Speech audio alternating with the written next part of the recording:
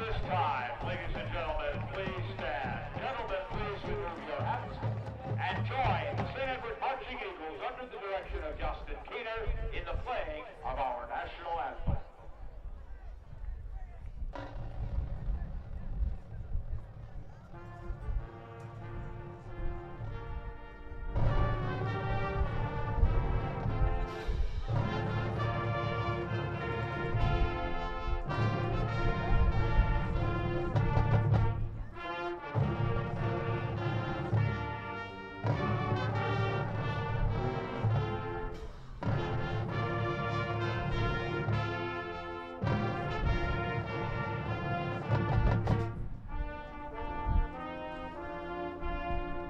St. Edward High School football.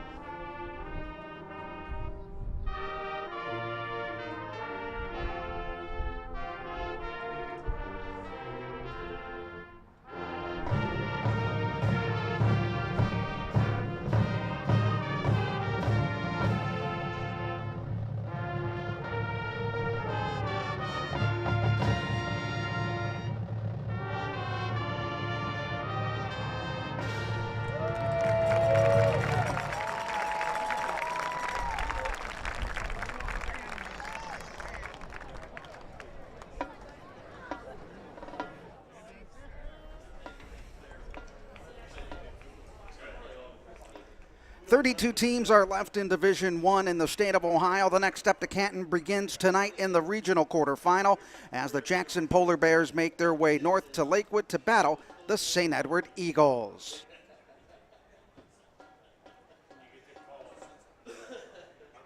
St. Edward High School football is presented by Joyce Buick GMC, the official auto dealer of St. Edward High School.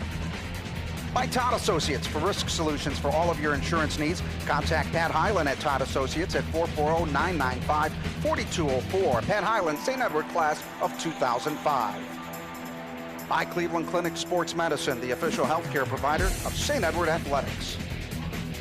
And by Chula, a proud restaurant partner of St. Edward Athletics with locations in Orange and Ohio City. Well, the Jackson Polar Bears took down the Berea Mid-Park Titans 28-24 last week with a running game led by Jason Davida. And meanwhile, St. Ed's made quick work of Stowe last week, 49-6. Tonight, two teams who like to pound the rock look to advance to the Sweet 16.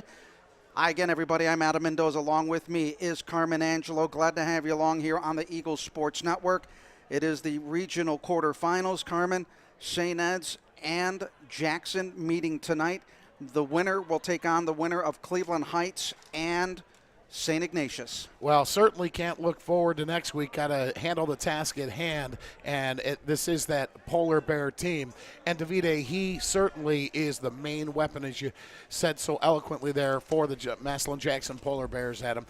Get 6, 7, 8 hats to the ball and limit that Massillon Jackson ground game and have Coach Lombardo come out, and we've seen it over and over. His MO is to pound the rock. Although last week, Adam, in that opening round victory over Stowe Monroe Falls, the first 15 plays, Coach Lombardo threw the ball 9 plays, which was kind of out of character, but Marvin Bell came in for the injured Josh Gribble, and in the limited touches he had 3 scores and once again eclipsed the century mark.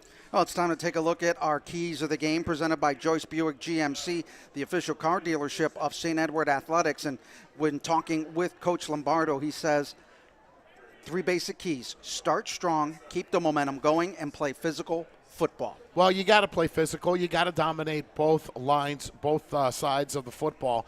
And we saw that last week. And really, Adam, since the Massillon game where we went down there and we suffered our lone defeat of the season, the St. Edward Eagles have dominated both lines of scrimmage. Those 5 guys in front of Casey Bullock and Marvin Bell and Josh Gribble just doing a well of a job. And that defensive front led by bookends Michael Kilbane and Wyatt Gideon.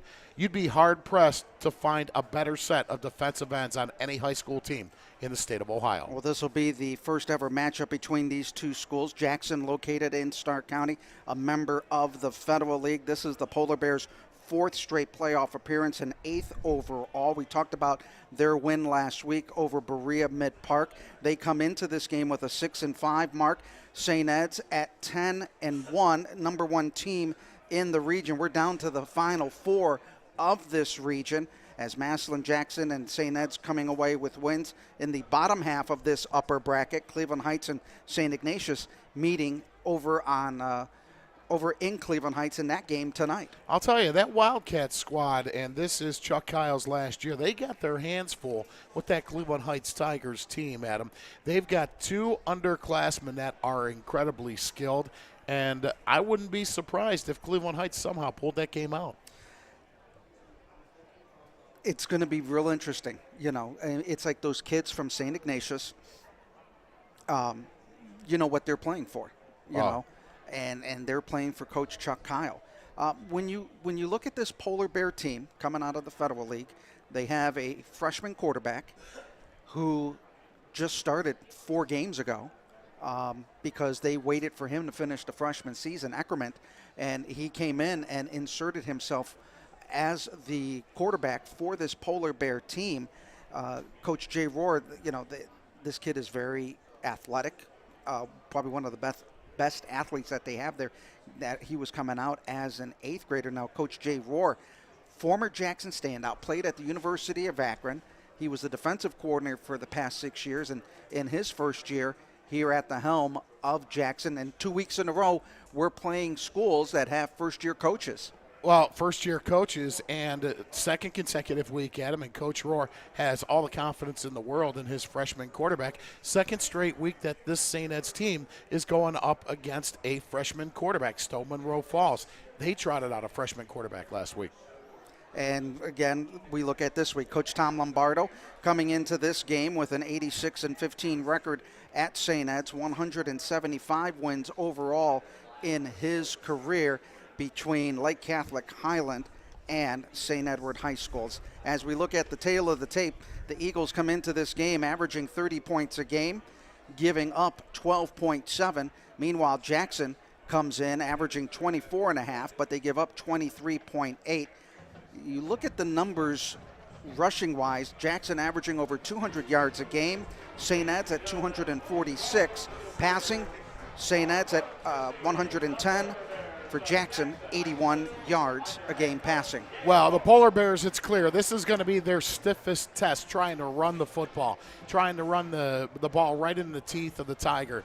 When you've got that front 4 and you've got Johnny Sleeper and Nate Gregory on that second level, very hard to get a crease, get through the crease, and try and get to the third level of that St. Edward defense. One other interesting note with Jackson, they've won a game, lost a game, won a game, lost a game. They have not won 2 in the. They have not had one winning streak at all, while the Eagles come into this matchup with a 6-game winning streak. Now it's time to look at our inactive list provided by Cleveland Clinic Sports Medicine, the official healthcare provider of St. Edward Athletics. Once again, Josh Gribble is out, and Maley is also out for the Eagles once again, as those two really the only 2 inactives for the game, as the Eagles are just about set to run onto the field here at First Federal Lakewood Stadium. And I still remember vividly when Maley suffered that knee injury down at Paul Brown Tiger Stadium. This was a young man that truly gave his body to make that reception to ultimately get us in the field goal range. So tons of respect for Maley coming off that injury. The Eagles heading out onto the field. They'll be receiving the football first tonight. They will have the green tops with the white pants, as the Polar Bears of Jackson will be in all white with the purple helmets and the purple numbers. And the Eagles, coming into this game, when they wear their green jerseys, they are 6-0 on the year. Wow, that's a rare stat. I didn't know you kept those type of stats. Yes. Well, I'm a stat geek. Well, number one, your game notes are as good as any Division III or Division II college out there. I will say that. For people that are not disseminated those game notes, Adam's game notes are top-notch. Thank you. I appreciate it. Carmen, the Polar Bears are going to get the football and kick it off first. The Eagles, we talked about the keys, and it's just going to be real important for the Eagles to set the tone early And here in this first quarter, they are going to be going against the wind in the first quarter, going from the north end of the field to the south end. And again, a pretty stiff wind that greets us tonight, probably 15 miles out of the south, and that's one reason why it's so pleasant tonight, that warm southern air being whipped through the northeast Ohio region. So as the Larry Hattery getting ready to kick the ball away, the Eagles will have Mason as the deep man, Eddie Andrews to one side, and Bradley Eaton back as your deep men for the Eagles.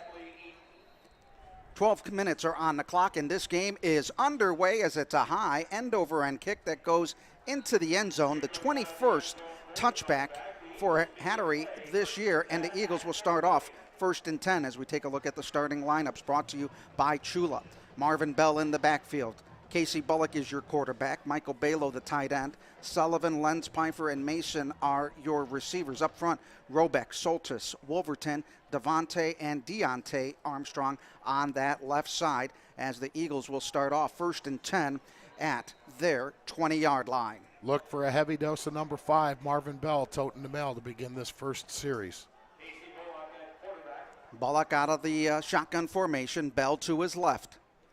Bell getting it, cutting up, gets hit at the line of scrimmage, breaks a tackle, but is taken down for a loss of a couple of yards on the play. And I believe it was number 69 coming in on the, actually number 99, Ben Holseffel. Heck of a play, 6'1", 230-pound defensive tackle, able to get off a block, make his way laterally down the line of scrimmage and bring Marvin down for a loss of 2. So Eagles, first play, playing behind the sticks, looking at a 2nd and 12. Holseffel just coming in back to the lineup after suffering an injury last year playing lacrosse. 2nd down and 12 for the Eagles. It'll be Bullock running the football. He'll get it back to the 30, picks up the first down to the 40. He'll get out to the 42, 43-yard line as he picks up 25 yards on the run. My heart dropped there, though. He was tackled awkwardly, pulled down from behind, and it looked like he had a polar bear roll up on his legs, but none the worse for wear. Number 6 sticking out there. Appears to be totally fine. He'll get the ball out midfield, or I should say middle of the field in between the hash marks. They will go with Sullivan as the receiver to the left, 3 wide receivers to the lower part of your screen. Maybe look for Casey to put it up here.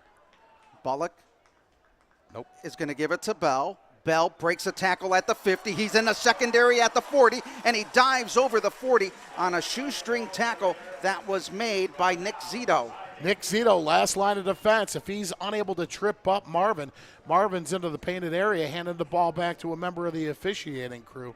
So great job by 37 Zito coming up from his safety position. Actually, he plays corner. That is a big corner in Zito. 6'1", 158 pounds. Well, he looks more than 158, but he's stretched out. He's a tall corner. 10:19 to go as the Eagles on the year. Bell 1,207 yards rushing, 17 touchdowns. He's to the right of Bullock out of the gun. Bullock throwing, quick hitter, caught by Sullivan. Sullivan turns for a first down. He'll get it to the 25-yard line. That's a pickup of 12, and that'll move the sticks for the Eagles. And that play has been very successful. The few times that Brian has run that route, he was able to scamper out of an initial tackle attempt, pick up 12 yards on 1st and 10. That is his 16th catch of the year. Comes in tonight averaging 14.5 yards a catch. 2 touchdowns. His longest catch, 60 yards. 1st and 10 at the 25-yard line for the Eagles. Averaging this year, per game, 357. Bell getting the tote again. Follows a huge block. He puts his head down at the 10 and picks up an extra 2 yards as he runs over number 16, Joseph Lattarulo. Yeah, Joseph Lattarulo from his free safety position. Again, he was the last man standing between Marv and the goal line. And number 5 just sank his hips, got behind his pads, and took Lattarulo for a ride. So Eagles looking at a 1st and goal. The only drawback, it's 1st and goal from the 9. Bell last week, 3 touchdowns in the game, averaging 109 yards a game. They bring Mason in motion. Little toss over to Mason. Puts a hand on a defender at the 10 to the 5. Actually, he'll be short of the 5. He'll get knocked down at the 6 and a pickup of 3 on the pass play. 3-yard gain. Good job by Grady Lentz, though. He had an opportunity to pull off a block in the back, and number 4 peeled off and eliminated any laundry being dropped on the field. So good job by GLP, not knocking him back 10, 15 yards. 8:30 to go in this opening quarter. First drive for the Eagles. Grady Lentz Pfeiffer on the numbers to the near side. He has been a sure hands man all this year, getting vital catches. Bullock to Bell. Bell following that gargantuan wall to the 5-yard line. And it's like, I don't even know, there was just so much green in front of him, and he picked up a yard on the play, and it brings up 3rd and 5. Well, it was a lot of congestion, a lot of white in front of him as well. Caden Edwards from his linebacker position, also Zach Ferguson coming up from his backer position. Those 2 young men doing a well of a job getting in gaps, giving Marvin absolutely nowhere to carry the football. Ball on the near side hash mark. 3rd down and goal to go at the 5-yard line. Bullock, toss over to Bell. He's going to get into the end zone for a 5-yard touchdown. Bell with number 18 on the year. Eagles lead it 6-0. Well, number 5 should come over and give number 81, Michael Balo, a big old hug, because Michael Balo was able to seal a defender on the near side numbers, which allowed Marv to scamper into the end zone. Great effort downfield by number 81, Michael Balo, springing Marvin for that 6-yard scamper. Ben Lavelle getting ready for the extra point. He's 40 of 42 on extra points. And the snap set kick is away. It is up, and it is good. So with 7:33 to go in the opening quarter, St. Ed's jumping out on their first drive of the game and scoring, leading at 7-0. The Eagles, when they score on their first possession, are just 4-0. But that just, while people may say, well, that's a low number, look at the quality of the competition during the regular season that you played. If you were able to score against some of these teams on your first possession during the regular season, that's a lot. Well, you'd be hard-pressed to find a school anywhere in this country that has played the schedule that St. Ed's has. I mean, you look back at the schedule, Holben's got a pretty darn good chance to win in Division II. Cherry Creek, Dave Logan's team out of Colorado, they are still the number 1 ranked team in Colorado. They went on to reel off 7 straight victories after we knocked them off on that Saturday afternoon here at the Madhouse on Madison. Arnold and Feline are back deep to receive, as Ben Lavelle will be kicking into a pretty stiff breeze here at First Federal Lakewood Stadium. 7:33 remaining in the opening quarter. Lavelle, wobbler, a knuckler that just died, and the Eagles are trying to get for it before it went out of bounds, and the ball goes out of bounds. That ball got up into the wind. It was a knuckler, and then it fell like a wounded duck. Well, and Josh Grotto was just busting it down the boundary trying to get to that football. Unfortunately, he was unable to do so. Taven Shaw was also working his way downfield, and unfortunately, neither of those 2 young Eagles were able to pounce on it. Taking a look at the starters for the Jackson Polar Bears, Lucas Eckerman is your quarterback. Davide is your running back. Edwards, Andrews, and Benson, along with Johnson, are your wide receivers. Now they come up with a formation that has all 4 wide receivers in the backfield, but they send them out in motion. Single setback is Davide. He'll get the handoff. He gets hit at the line of scrimmage and may have gotten a yard on the play, as a whole host of green jerseys in on the tackle for the Eagles. Well, Troy Regovich, he's not going to get credited for the tackle, but he blew that play up. He shot right through the B gap. And again, this is a young man playing that defensive tackle position, Adam. 6'5". I don't think we've had an Eagle defensive tackle that tall, going all the way back to Brent Claypax in 1981. Gain of 1, 2nd down and 9. 1 in the backfield. They put 1 in motion. Looking to pass the football, batted at the line of scrimmage, as the Eagles putting up hands in the face of Ackerman, and it brings up 3rd and long for the Polar Bears of Jackson. Well, Ackerman looking to hit that quick bubble to Anthony Fueline, and our defensive line read that perfectly. They knew they were not going to be able to get to the quarterback, so what do with that two-step drop? Throw a hand up, knock the football harmlessly to the turf. Ackerman has passed for 377 yards in just 4 games. 2 touchdowns and 1 interception, 69%. Now they go empty backfield with a 3-by-2 set. They send one in motion. It's a sprint rollout to the far side. He is going to get chased and gobbled up by Michael Kilbane. And in talking with Coach Pete Pappas, he says, we've got to get our DNs to put the pressure on the young quarterback. Well, Lucas Ackerman right there, Adam. He met half of that law firm in Michael Kilbane. He sprinted out, but again, that shows you how fast and athletic Michael Kilbane is, and a reason why Coach Fitzgerald at Northwestern wanted number 47. Kenny Garrett Wright is back to punt the football. He's at his 12. Low snap, gets it away, and it'll be a fair catch made by Kion Mason at the 37-yard line. So the Eagles will have it in pretty decent field position. 1st and 10 after a very good kick after the bobbled snap by Jackson.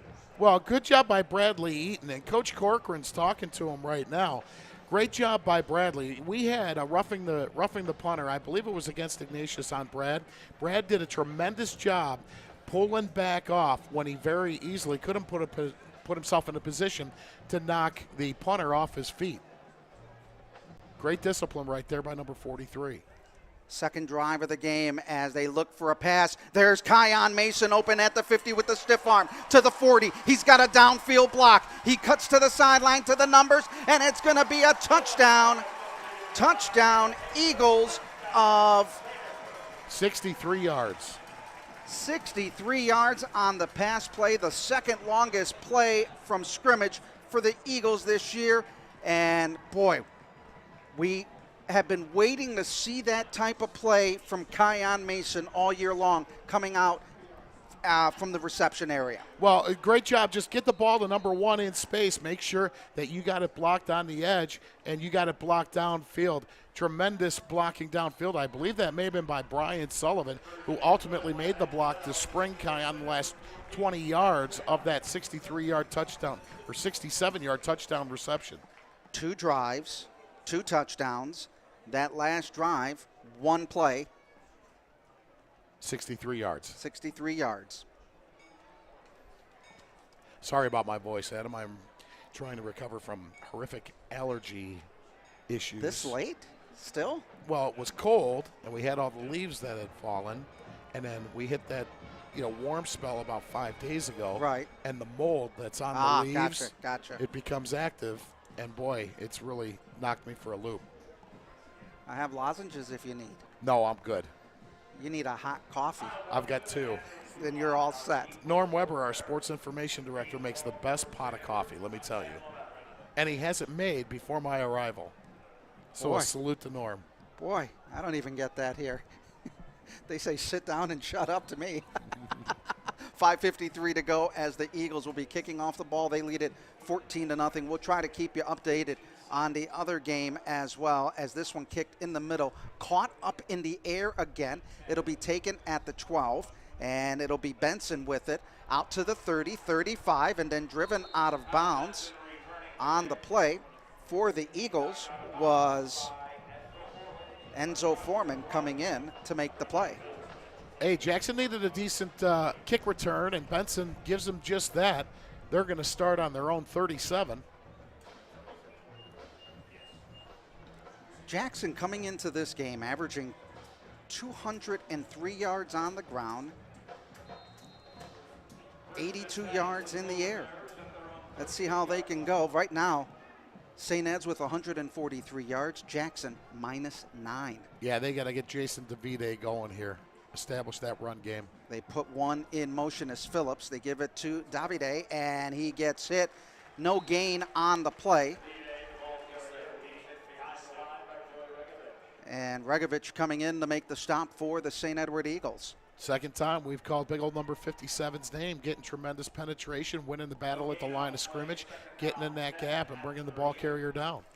No gain, as Carmen said. 2nd and 10, 3 wide receivers to the top of your screen. Ackerman is your quarterback, the young freshman. We got a jump on Robert King. Robert King, the guilty party. That'll push up the ball to 5 yards on the defensive penalty for St. Ed's. What do you say about those pre-snap penalties? It's enough to make you pull your hair out. 14-0, St. Ed's with the lead. 5:10 to go in the opening quarter. Eagles leading it 14-0. 3 wide receivers to the far right side for the Polar Bears. 1 on the near side. Ackerman giving it. Nope, he's going to run it. Has some speed. Gets into the secondary, and he picks up a big first down as he gets it to the St. Edward 40-39. They'll mark it at the 38-yard line. He is very, very fast. Well, he's very fast, but he made a tremendous read and great deception by Ackerman right there to pull it out of Davide's belly and take it upfield himself. And remember, this is only a freshman that is getting his 4th varsity start. And he was inserted into the lineup, not due to injury. They wanted him to get some reps on that freshman team. Now they're going to give it to Davide, and he'll get hit, but he'll get to the 35-yard line, a gain of maybe 2 on the play. They'll mark him at the 36. I want to see if number 22 is peeling himself off the bottom of the pile. Yep, Johnny Slaper, you talk about textbook playing downhill from your Mike Backer position. Johnny Slaper got in the gap and absolutely tattooed Davide on that play. Slaper with 104 tackles on the year for the Eagles. 2nd down and 8, ball at the 36-yard line of St. Ed's for the Jackson Polar Bears out of the Federal League. 3-by-1 set, 1 in the backfield pistol. Davide getting it, bouncing to the outside with 2 hands on the football, but that gets chased out of bounds on a good play by Wyatt Gideon, chasing him down the sideline. Well, and there's one thing we know about Wyatt Gideon. He can absolutely scoot. And you're going to run this ball to the boundary side. I mean, Wyatt's got an extra defender in that boundary, and it came up quickly on Davide. The way you beat a team that's much faster than you up front and with your backers is try and run straight at them. Davide with 4 carries, just 2 yards on the night. Now he goes out of the motion, out of the backfield. Ackerman is going to go with a sprint rollout. Looks, fires, pass, incomplete as it was intended for number 41. That was Jamal Phillips. Jamal Phillips had about a half step on Bradley Eaton, and the young freshman unable, unfortunately, for the Polar Bears to make connection on that play. So they're now looking at a 4th and 9, and Coach Rohr says, hey, you know what? Let's go for it. We're playing with house money right here. Now they were 0 for 2 before, or they're 0 for 2 now on 3rd down conversions as the clock stopped at 2:58 to go in the opening quarter.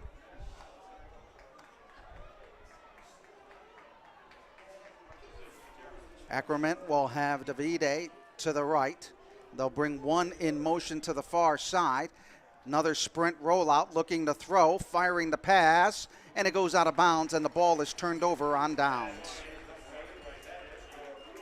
Yeah, just a comeback route, and it would have been short if he was able to haul it in because the ball was thrown just a little bit in front of the intended receiver. So St. Ed's now going to take over possession of the football on their own 37. North Royalton with a 7-0 lead in the first quarter over Avon early on in that contest. Cleveland Heights leads St. Ignatius 14-7 in the first quarter. Connor Donlin, our Twitter beast, when you mentioned that North Royalton score, both his eyebrows went up. 1st and 10 at the 37 for the Eagles. They went out to Fremont Ross for a win. Here comes Marvin Bell, gets wrapped up at the 40, breaks out of a tackle, still on his feet, but he stepped out of bounds at the Jackson 49.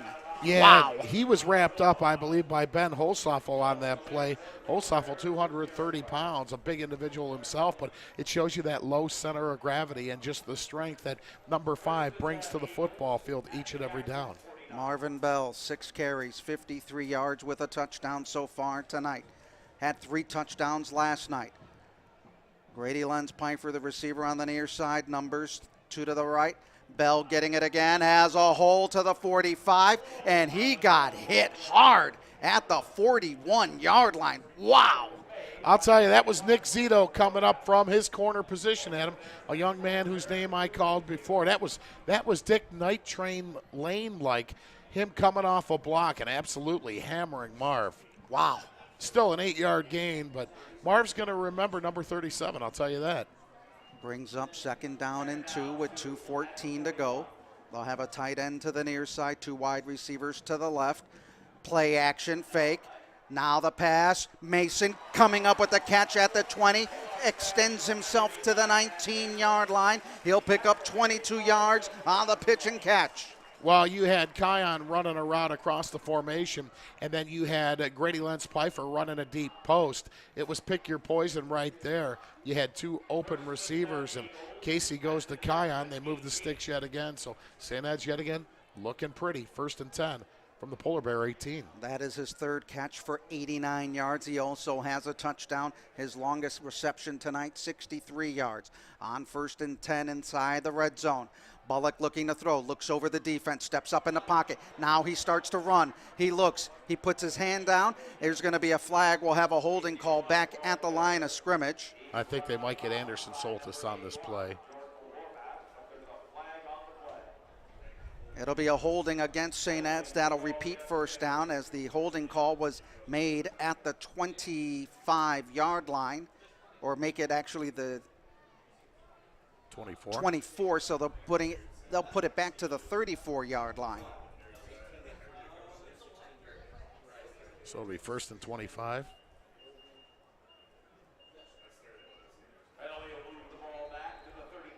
First and 24.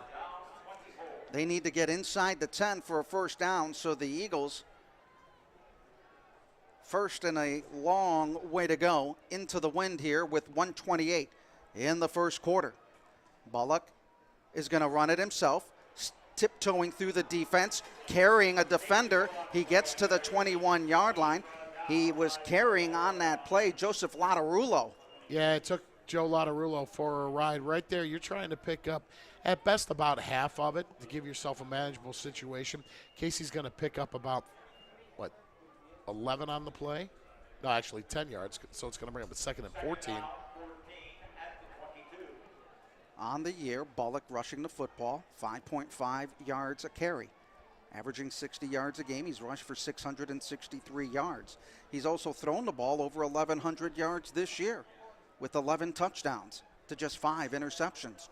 On 2nd and 14, he looks, now he's going to run the football, has a hole, and he gets down to the 10-yard line. He'll be shy, I think, of the 1st down marker by about a half yard. As they'll mark him down at the 9, Carmen.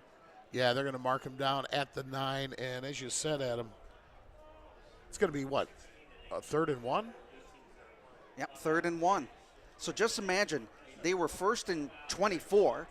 Now they're down to a 3rd down and 1. And looks like Wyatt Gideon and Nate Gregory are preparing themselves to come in for a short yardage package. 2-by-1 set, tight end, Balo to the near side.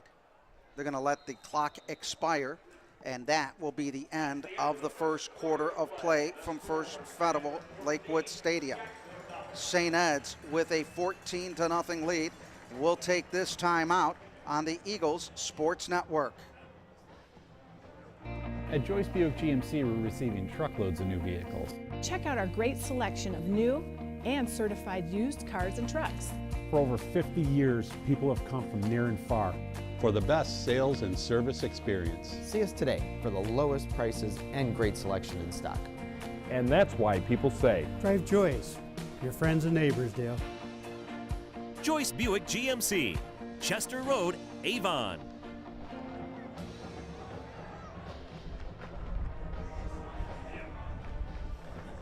Welcome back to First Federal Lakewood Stadium.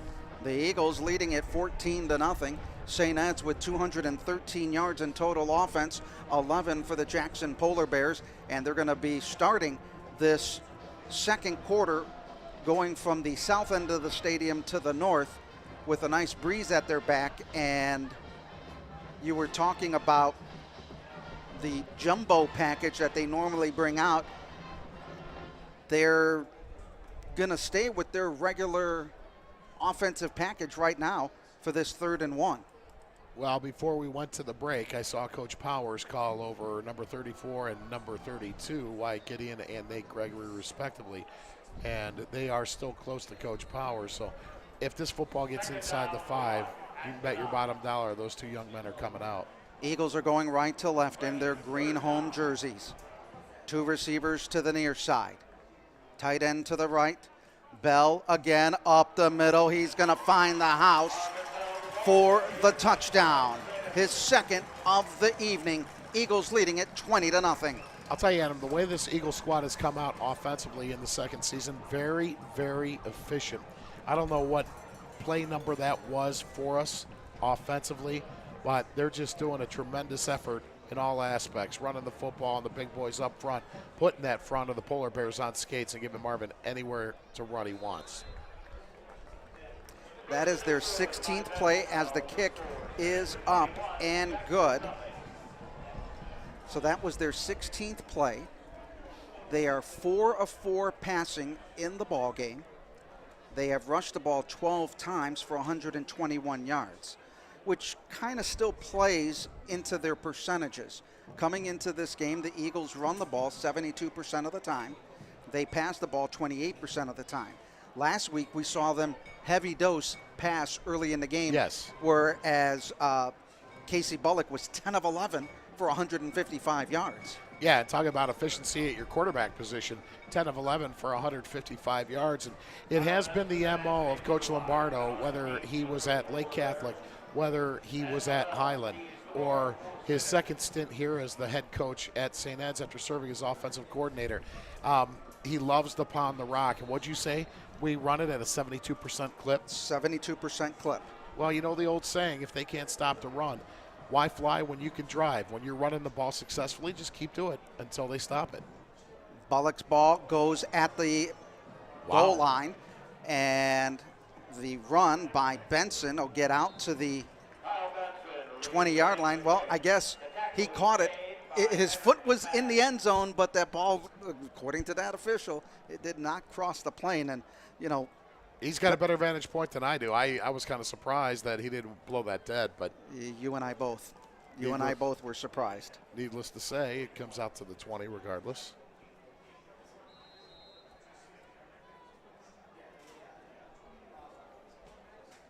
Austintown Fitch leads it over Akron St. Vincent St. Mary 7-0. Chardon has a 7-0 lead over Geneva. Now the Polar Bears looking for that swing pass to the outside, and there was nothing going as Bradley Eaton and Johnny Slaper read that play in the open field and had a Polar Bear dinner. Well, that was a play that was made Tuesday in film, Adam. You saw the reaction of Johnny Slaper and Bradley Eaton coming out of their back pedal, diagnosing that play very quickly and dropping the Polar Bear receiver for a 3.5-yard loss. That was something that was made in preparation.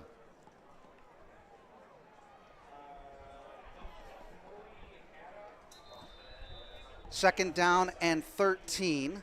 Coach Rohr's going to burn a timeout. And as he does, we're going to keep it here. But first, Dan Andrews, class of 1986, is president of Olympic Forest Products, an industry leader in providing pallets, packaging, and pallet management services that are cost-effective, reliable, and sustainable. Olympic Forest Products. Also, the St. Edward Alumni Association acting as a liaison between the alumni and the school while fostering moral, spiritual, and financial support for the continued growth of St. Edward High School. Together, we are St. Ed's. Coming up at the half, we'll also have our Alumni Association halftime report. Adam Mendoza, along with Carmen Angelo here from First Federal Lakewood Stadium. Just underway in the second quarter. The Jackson Polar Bears finding themselves down 21-0 here in quarter number 2.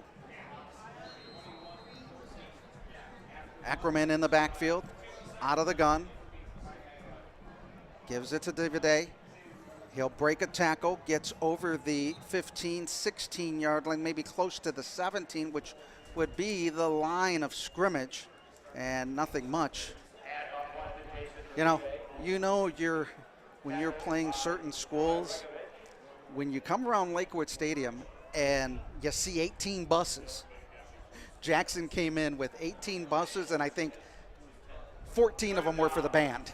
Their band is, it's second consecutive week we saw a huge band. Stoneman Row Falls had a lot of numbers in their band. You'll see both the St. Ed's and the Jackson Polar Bear Marching Band coming up at halftime. Ackerman getting chased, got away from a tackle, but he's going to get some room to run, and he's got speed as he picks up the first down over the 30-yard line to the 32-yard line as he picks up 14 yards.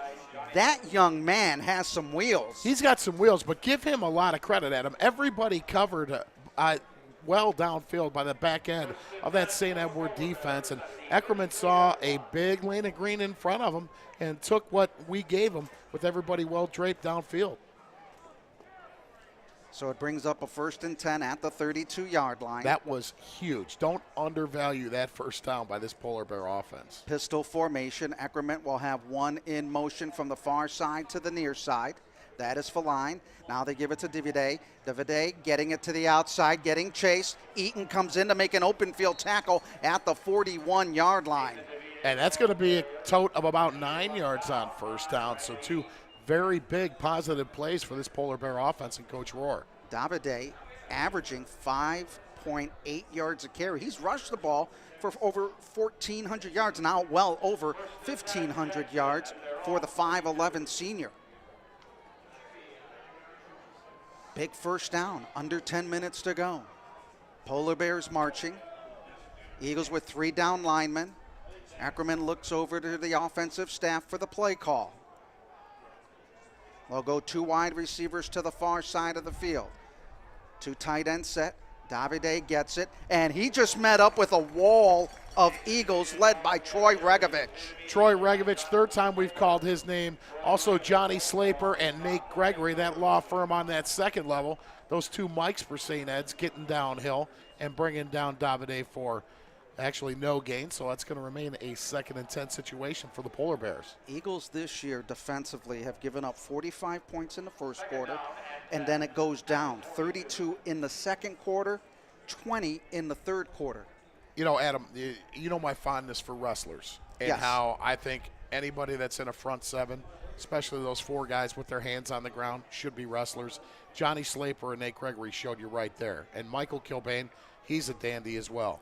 Now another sprint roll out to the outside. The catch is made by Jamal Phillips, number 41. He'll get it at the 49-yard line of the Jackson Polar Bears. Phillips just running straight down the field about 8 yards north of the line of scrimmage, and Eckerman putting the ball a little low. Phillips able to scoop it up. It's going to put them in a 2nd or a 3rd and 3 situation. That's his first catch for 7 yards. Comes into the matchup with 25 catches, averaging 3.7 yards a catch. 3rd and 3.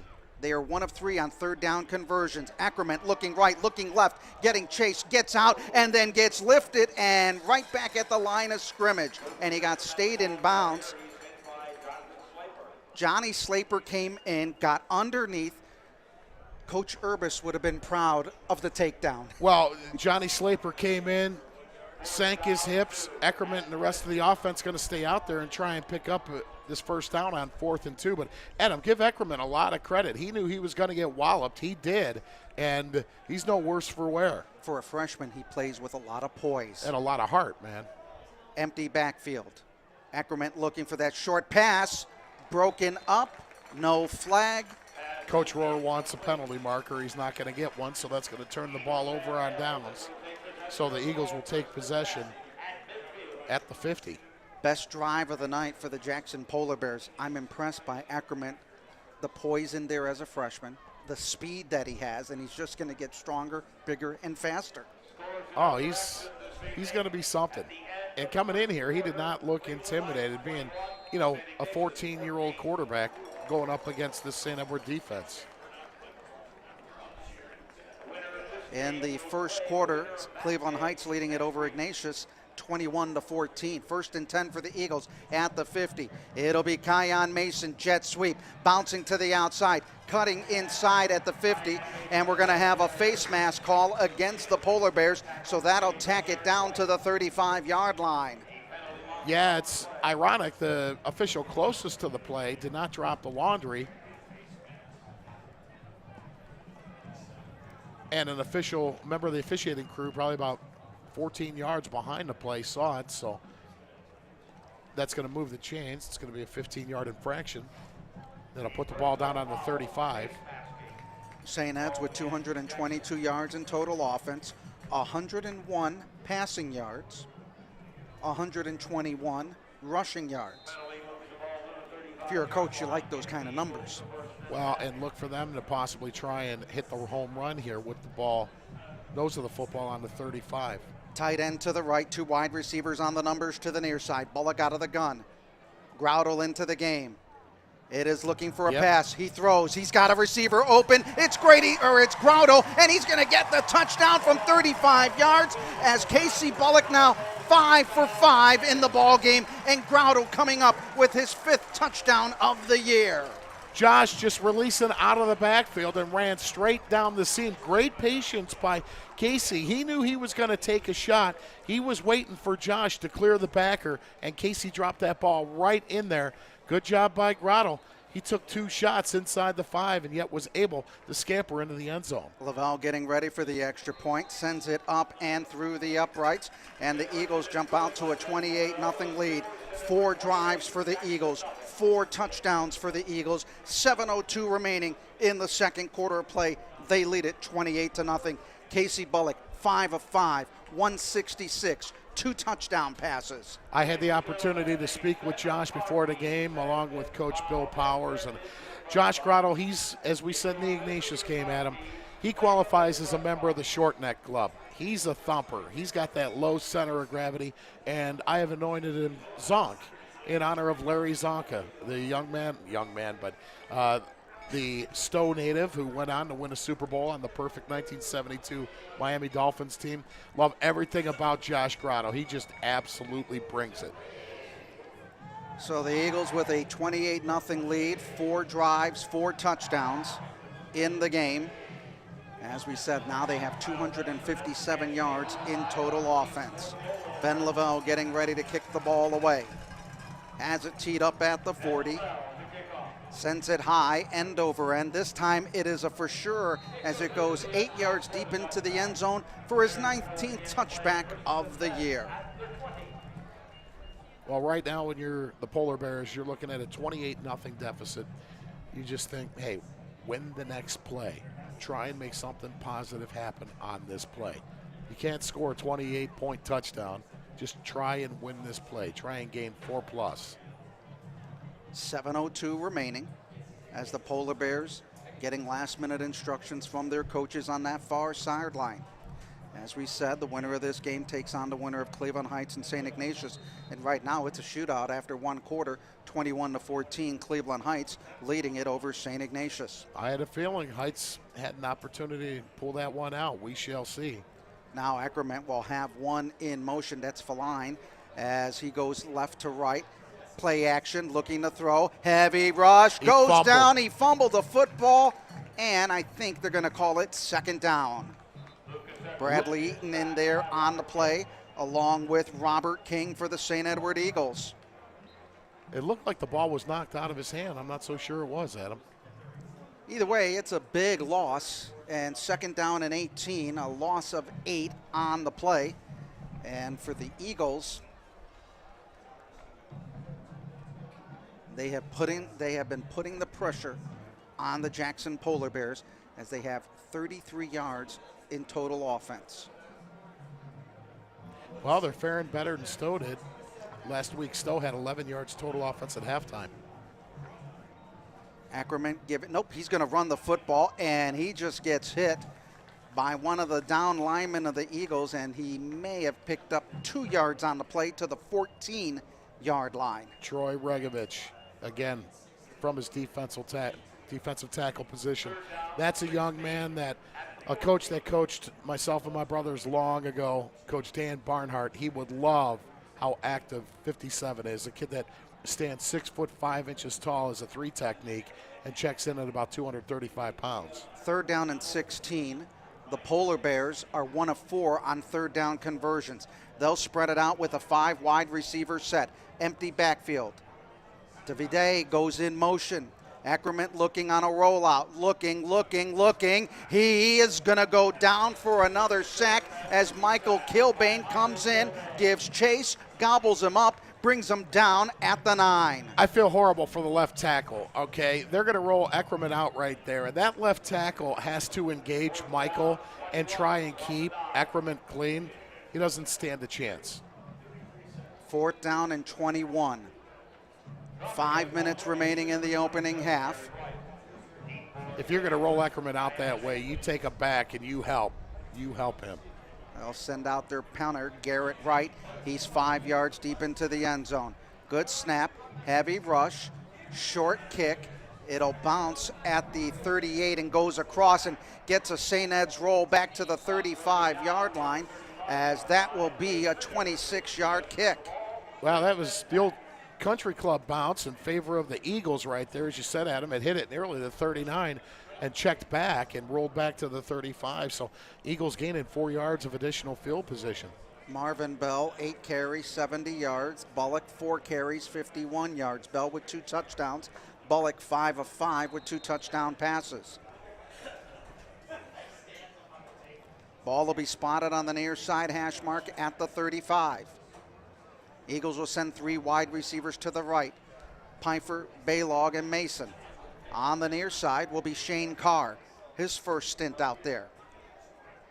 Handoff, Bell up the middle, finds a little crease and squirts his way to the 30-yard line for a pickup of 5. Pickup of 5, and my man,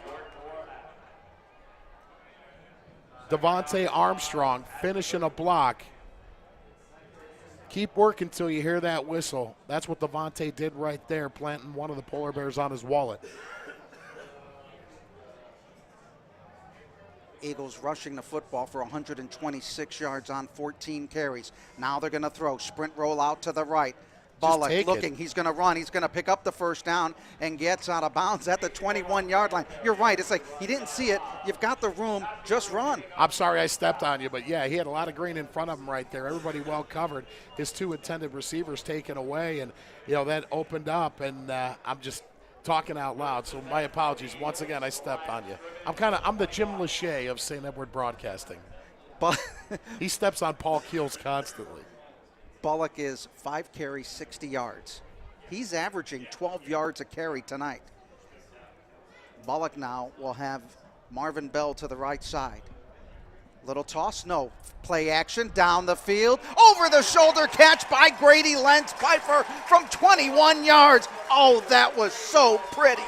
Well, the reason why it was so pretty is because you had tremendous man-on-man coverage by Zito, and that ball was just dropped in a very small window, and tremendous concentration by number 4, Grady Lentz Pfeiffer, to reel that in. Anytime that young man does something positive, I'm the president of his fan club as well.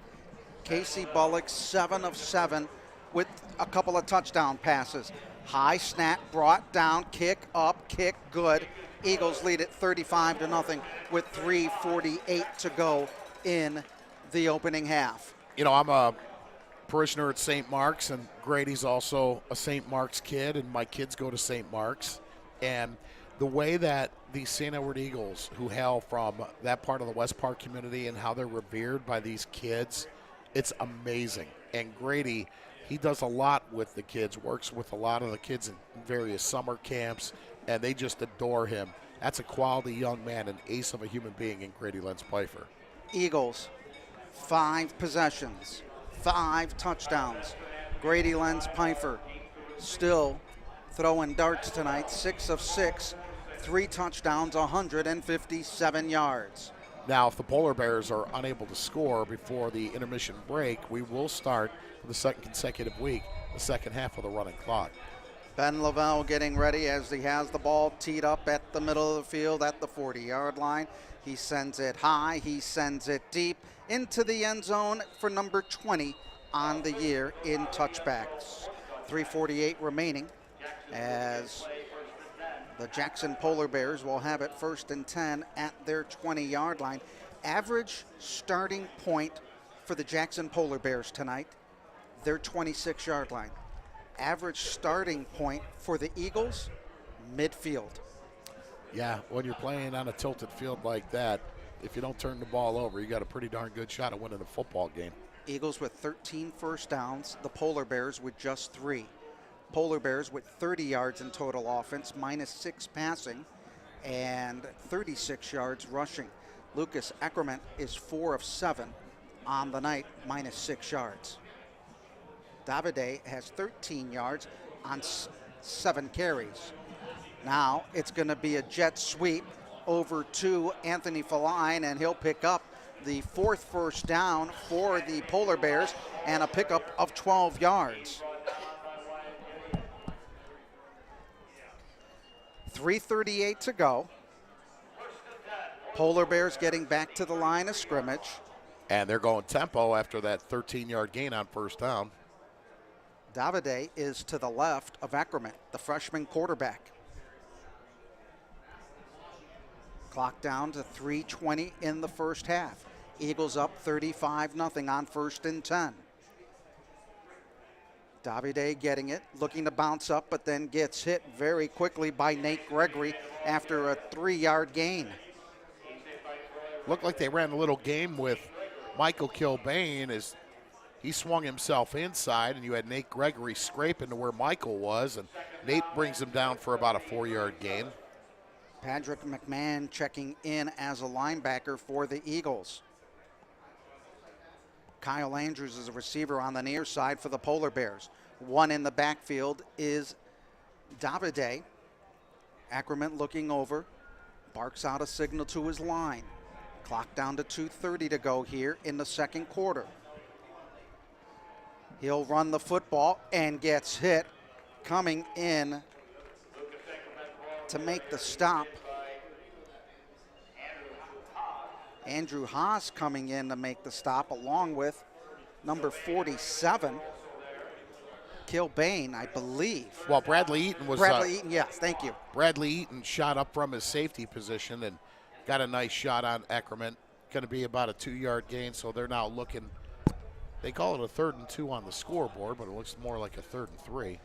Eddie Andrews checking into the ballgame in that defensive secondary. 3 wide receivers to the near side. On 3rd down, they are 1 of 5. Looking to throw, bull rush. No, and it was a handoff. A handoff, and, well, it's still a bull rush. And well, yeah. Who's the bull in the china shop? Johnny Slaper. Johnny Slaper's an absolute stud. And again, he is just so active with his feet, his hips. And again, that's that wrestling that's translating onto the football field. Johnny Slaper is a heck of a performer. 4th down and 8, and that'll bring out their punter once again, Garrett Wright. St. Ed's will call a timeout with 1:42, looking to save as much time, looking to try to maybe get another score in this second quarter of play. And go ahead, Carmen. Oh, no, Adam, we talk about, Johnny Slaper being a wrestler, Nate Gregory also with a wrestling background, Michael Kilbane, he's got a chance to win the state championship. And we talk about multi-sport athletes and how I'm of the belief the more sports you play, the better athlete you're going to become. You don't have to train for 10, 11 months for football or for hockey.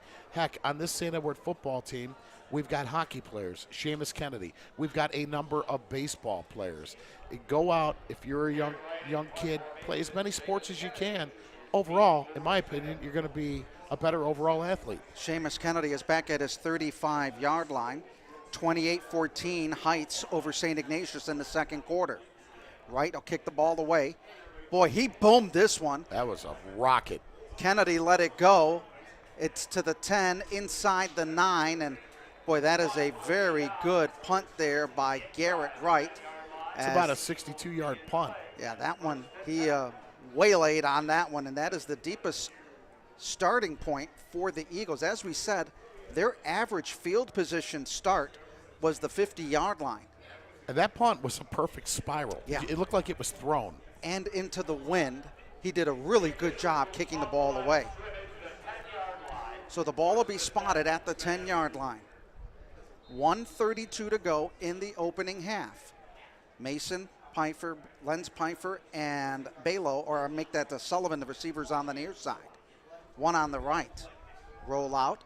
Pass out to Mason. Mason got hit right back at the line of scrimmage, and coming in to make the play was number 27. That was Garrett Wright, the punter. Quickly, tempo offense for the Eagles. Pistol formation on 2nd and 8. Pass goes over to Mason. Mason getting a block at the 20. Picks up the first down. Out of bounds at the 28-yard line. That'll stop the clock with 66 seconds to go. Yeah, he was able to get out of bounds, so they're not going to – well, they are going to wind the clock. Oh, so they're going to say he was in. Yeah, I thought he went out of bounds too. Bullock looking to throw. Puts an arm down. Grady Lenz-Pyford coming up with the catch at the 41. That'll be a first down. That'll be a temporary stoppage of the clock with 57 seconds. They'll reset the chains, and they quickly go to the line of scrimmage. Again, that's that 10-yard comeback. We saw Connor Goodall run that over and over last year, always open with GLP. Same story. Now the handoff goes over to Marvin Bell. He crosses the 45 to the 47, and the Eagles will call a timeout with 45 seconds to go as Bell comes up with another run on this evening. That is his 10th carry, 81 yards. He also has 2 touchdowns rushing the football. I think we have a number of freshmen dressed for this game. We have 109 players dressed tonight. And while we got the timeout, why don't we, if I can get my mouse to work very quickly, we'll take this quick timeout on the Eagles Sports Network. For every just one more mile to your next ace on the court, when you have a sports-related injury, Cleveland Clinic is here for them all. For our Cavaliers, our Guardians, and athletes at all levels. Our team helps keep you in the game. As the best orthopedic care in Ohio, we offer expert diagnosis, personalized sports therapies, and game-changing surgeries. For every injury, for every athlete, for every care in the world. Schedule your care today. Second down and 4 for the Eagles with 45 seconds remaining in the first half. Bell to the left of Casey Bullock. Bullock is going to drop back, looking for his 10th pass attempt. Now he looks, he fires, incomplete as he goes 9 of 10 on the night. His first incompleted pass here on the evening. 9 of 10 tonight. He was 10 of 11 last week. Credit that back end of the Polar Bear defense, doing a great job. Everybody well covered for the Eagles downfield, even their backers getting in passing lanes, giving Casey nowhere to go. That'll stop the clock as the Eagles will face now a 3rd down and 4. Eagles are 3 of 3 on 3rd down conversions. Sullivan and Mason are your receivers on the near side.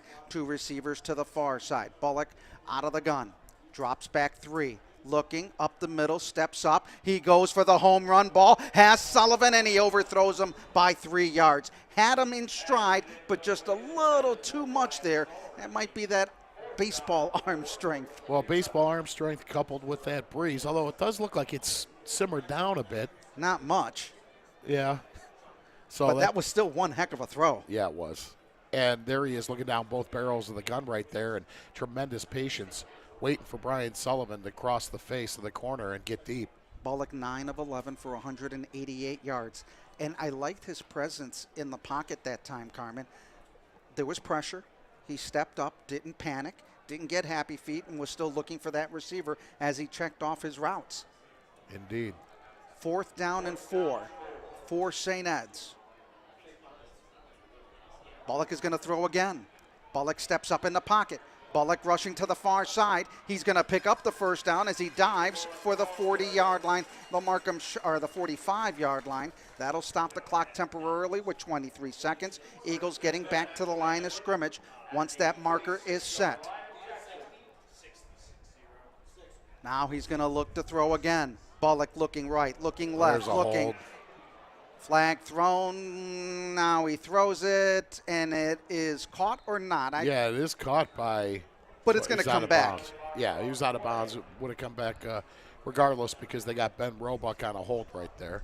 So with 8 seconds to go, look for this ball to be thrown into the end zone.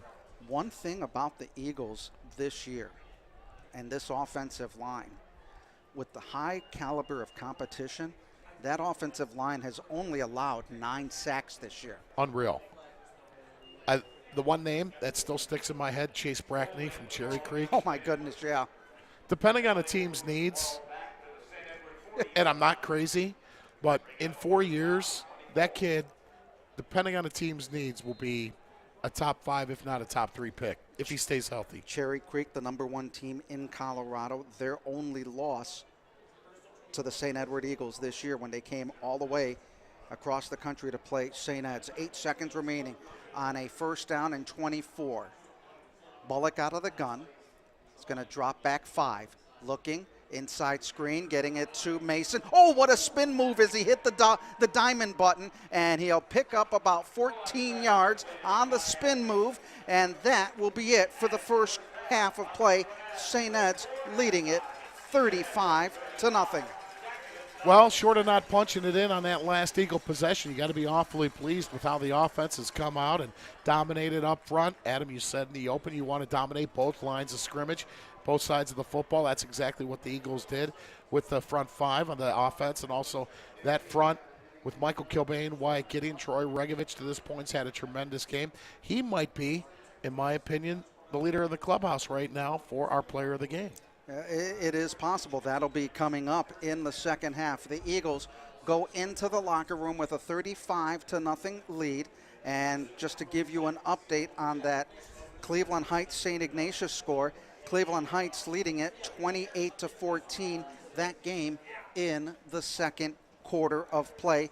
And while the bands get ready, we'll go through some other numbers here in the first half of play. Akron-Hoban leading it over Barberton 14-0. Olmsted Falls has a 7-0 lead over Anthony Wayne. In the second quarter, Fitch leads it over St. Vincent St. Mary 7-0. Royalton and Avon are tied at 7. Elder has a 14-0 lead over Milford in Division 1. Moeller has a 14-0 lead over St. X in the second quarter. Holy Name and Lutheran West are tied at 0 at the end of the first. Medina has a 21-7 lead over Wadsworth. Updating that Holborn score, Hoban has a 14-7 lead over Barberton. Highland leads it over North Olmsted 14-0. And is this correct on the Cleveland Heights score? 35-14. And Maslin leads it over Canal Winchester 6-0. I am going to step aside. We will step aside. You'll hear from the Jackson Polar Bear Marching Band, followed by the St. Edward Marching Band. It is 35-0 here at the half at First Federal Lakewood Stadium on the Eagles Sports Network.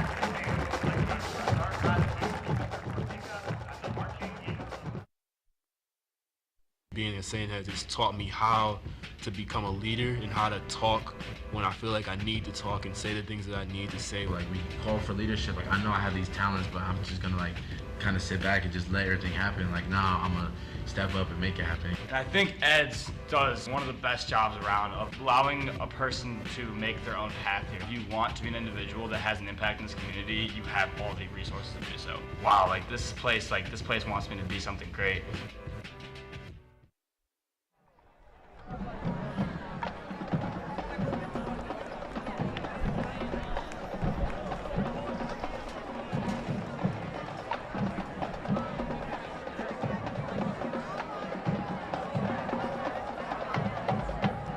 And now, ladies and gentlemen, the state qualifying award-winning 2022 St. Edward Marching Eagles under the direction of drum major Shannon Joyce.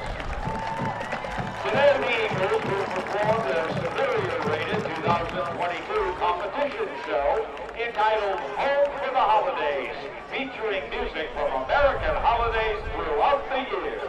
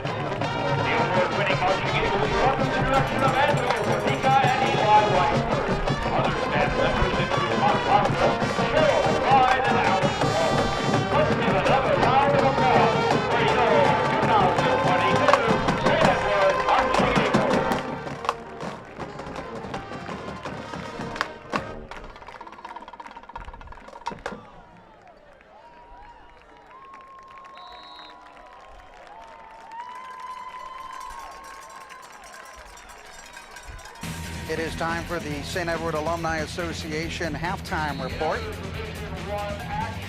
St. Edward High School football is brought to you by Joyce Buick GMC, the official auto dealer of St. Edward High School.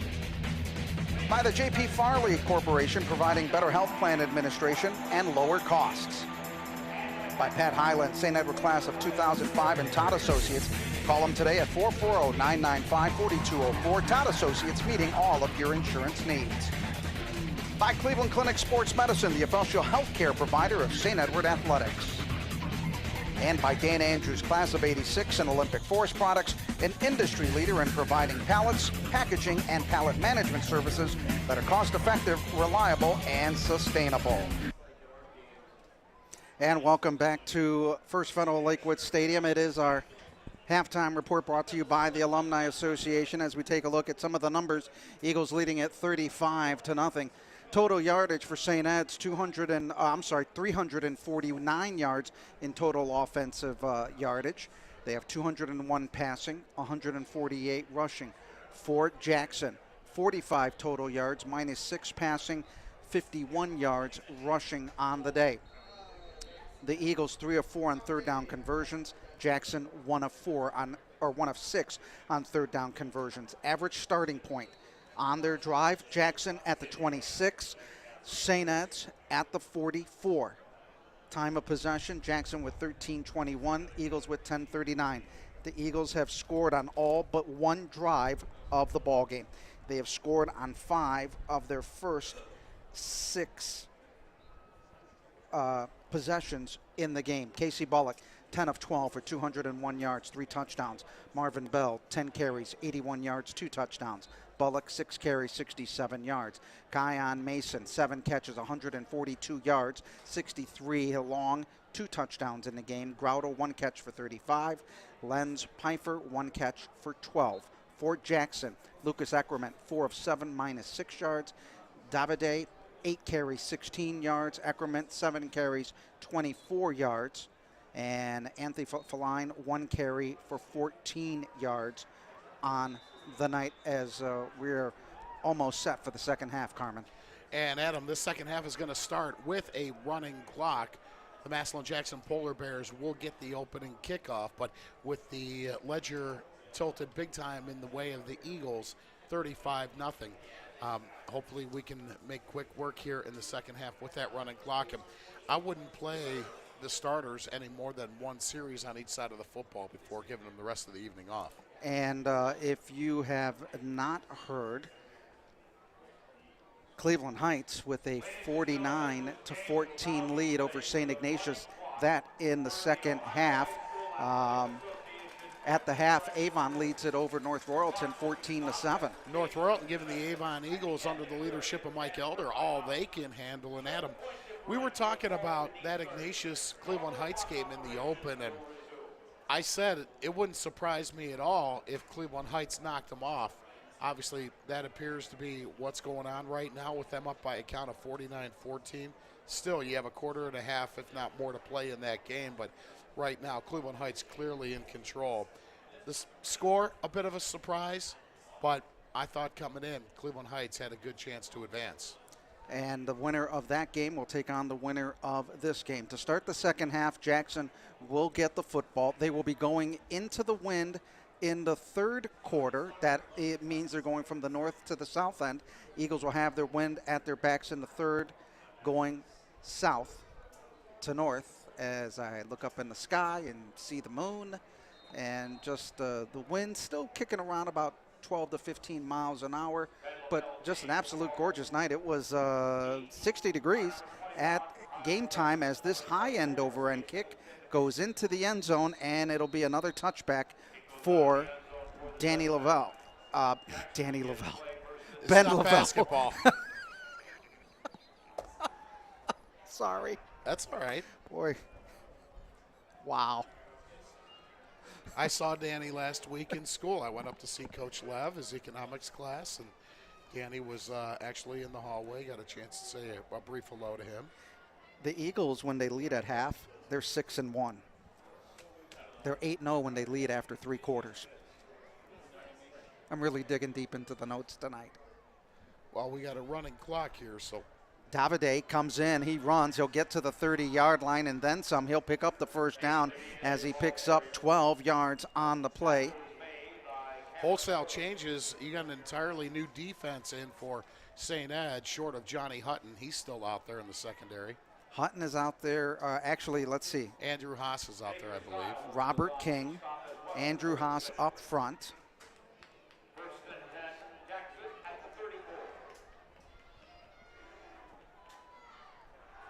Ackerman out of the gun, gives it to Davide. He'll get to the right side.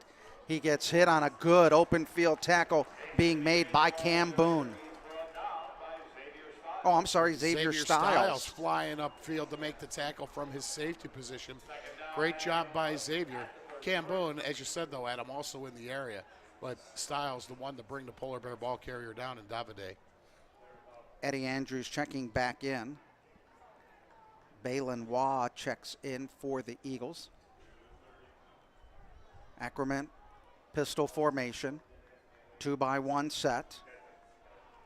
Hands it off to the second back through, Davide. He'll get 9 yards on the play. Actually, he's going to come close to picking up first down yardage. So they're going to give him the first down. Still a ton of fight in this Polar Bear squad. That is the 6th first down for the Jackson Polar Bears this evening. And if they're able to punch it through, we'll go back to normal clock operation. First and 10 for the Polar Bears at the 44.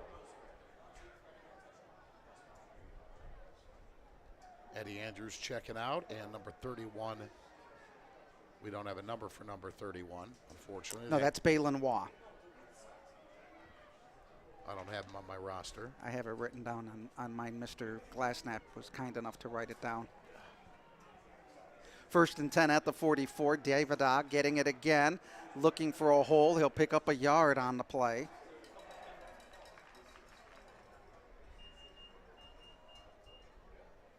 So that will bring up actually they're going to say a second and about 7. Call it a gain of 3. Coming up on 8:40 to go here in the third quarter. Again, a running clock with the Eagles up by a count of 35 zip. Second down and 7. Eagles tipping their hand a little bit, forcing Coach Rohr to call in another play.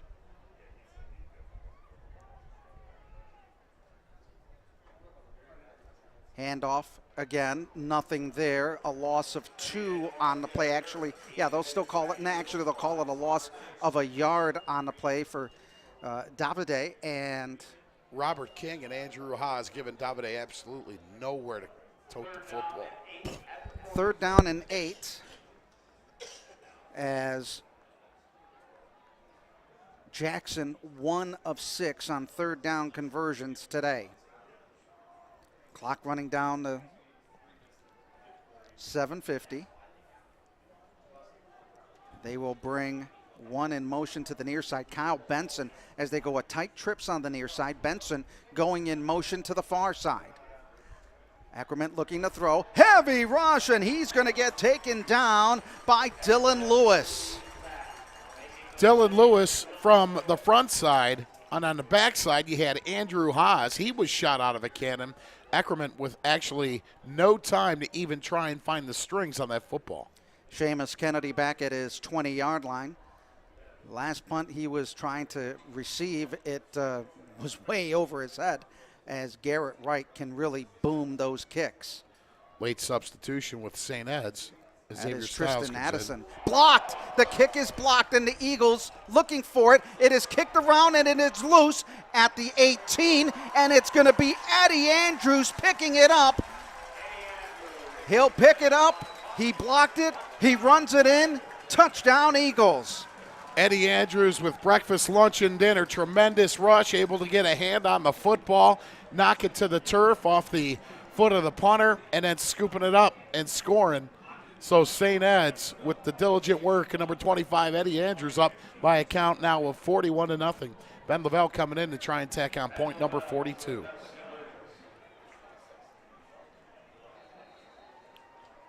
Ben Lavelle getting ready.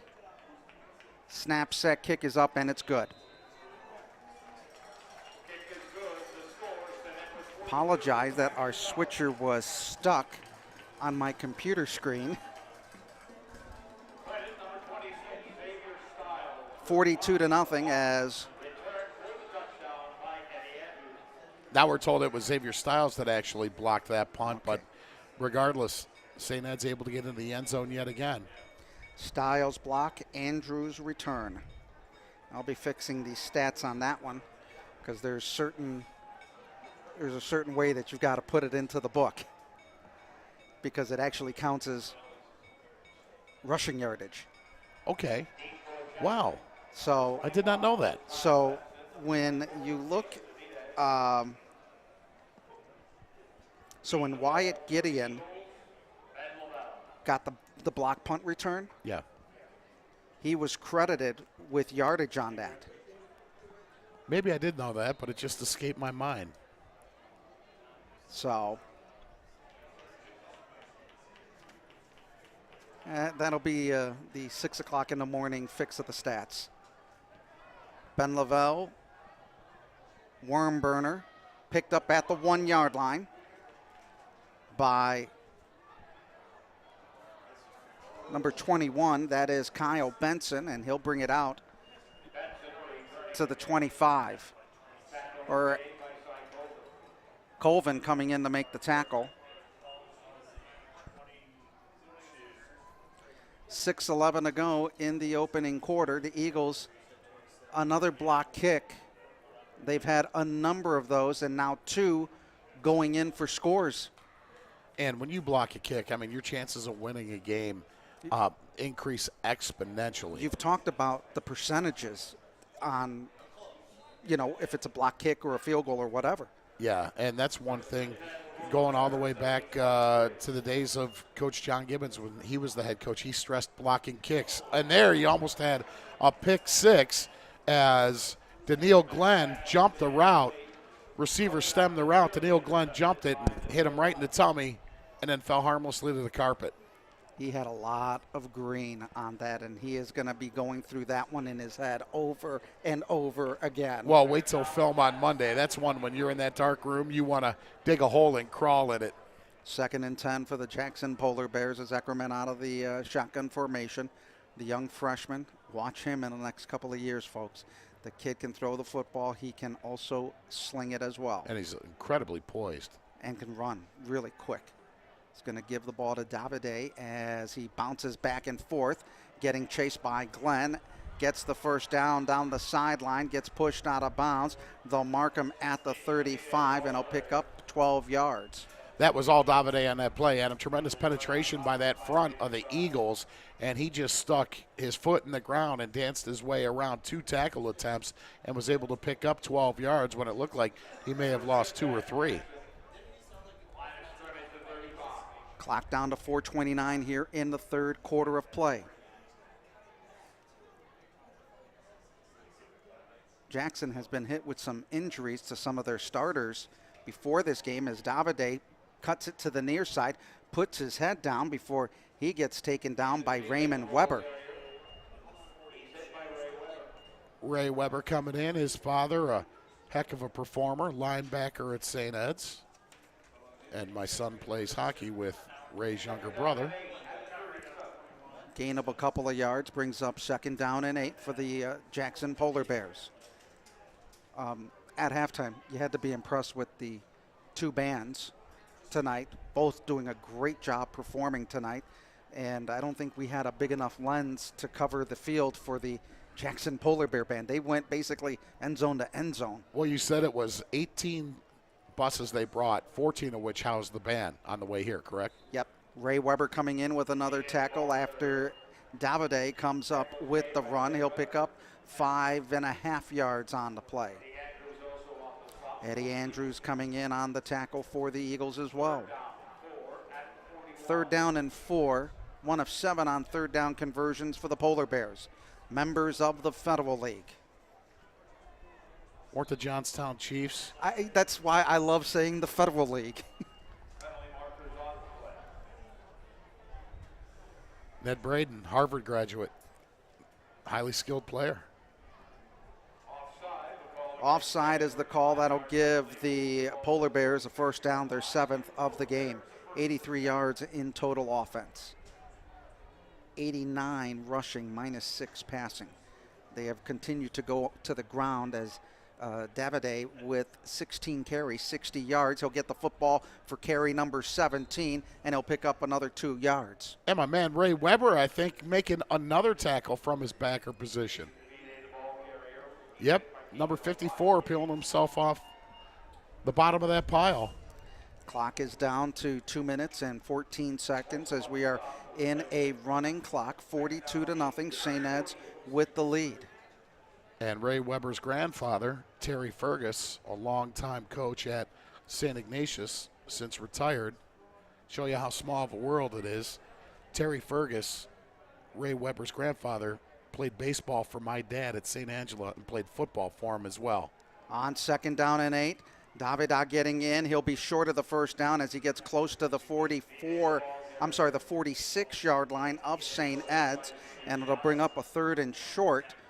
3rd and 2 now, as checking in for the Eagles defensively, Cade Driscoll, along with Savion Holman. And Ray Weber exiting the football field. Great job by that young man. 4 tackles in the limited duty out there. 1:20 to go. 3rd down and 2. Jackson 1 of 7. Davide coming in and got bottled up at the line of scrimmage as this young Eagle defense coming in and holding. Well, Joseph Tipka getting in the backfield. Also, number 61. Do not have a number on 61. Jamal Setter or Cedar. Jamal Sider. Great effort by Jamal. Brings up 4th down and 2. Who do you think is going to get the football? I think Eckerman's going to keep it.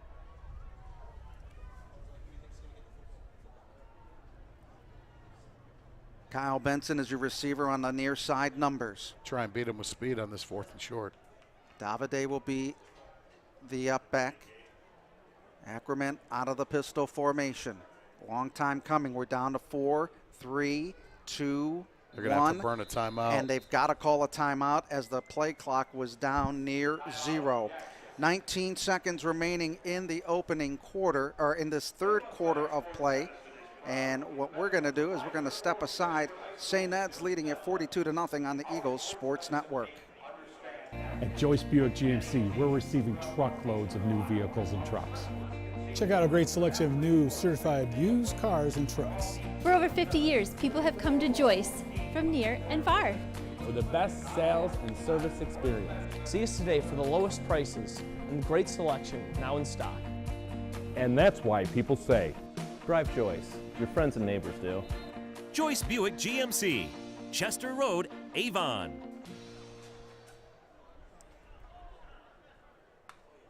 Fourth down and 2 for the Jackson Polar Bears. It is time for the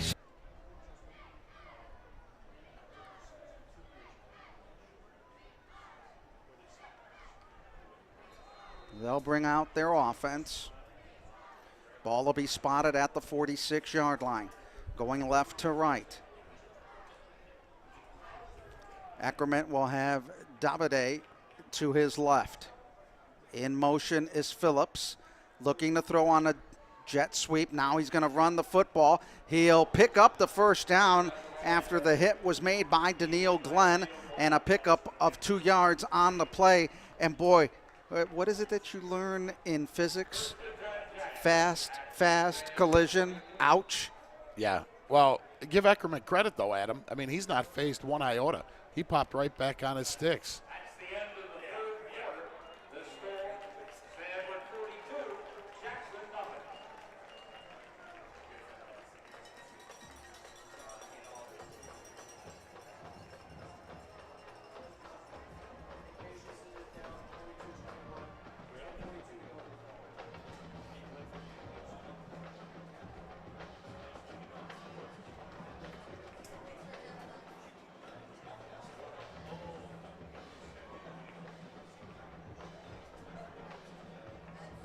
For every just one more mile to your next ace on the court.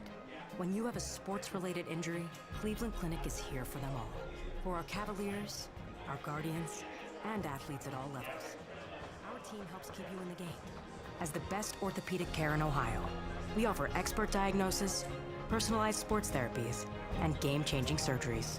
For every injury, for every athlete, for every care in the world. Schedule your care today. Welcome back to First Federal Lakewood Stadium. St. Ed's leading it 42-0 as we head towards the fourth quarter.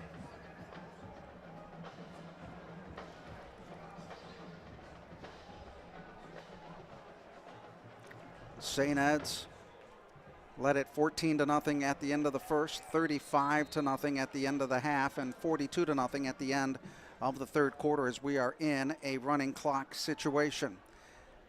Now it'll be Davide coming in. We've got a flag thrown from the back judge. I think they're going to get Julian Acosta on a hold. Not too many penalties in this game by either team. We've had a few.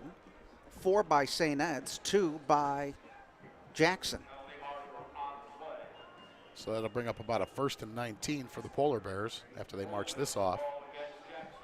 Or maybe a 1st and 17. I can barely see past the tip of my nose. Age is causing me some issues. Do you need thicker glasses? No, I just got these. Lakewood Optical right down the street. So it's going to be a 1st and 19. Pistol formation for the Polar Bears. As we said, we are in a running clock. 2 wide receivers to the near side. The Eagles will face right now that we have it. They'll be facing Cleveland Heights next weekend. Little sprint rollout, looking for the option. Coming in and chasing and making the tackle is Dylan Lewis for St. Ed's. Dylan Lewis is going to bring down Eckerman right there, but not after Eckerman's able to pick up about 7.5 yards. They're going to call it a gain of 8, so that will bring up a 2nd and 12.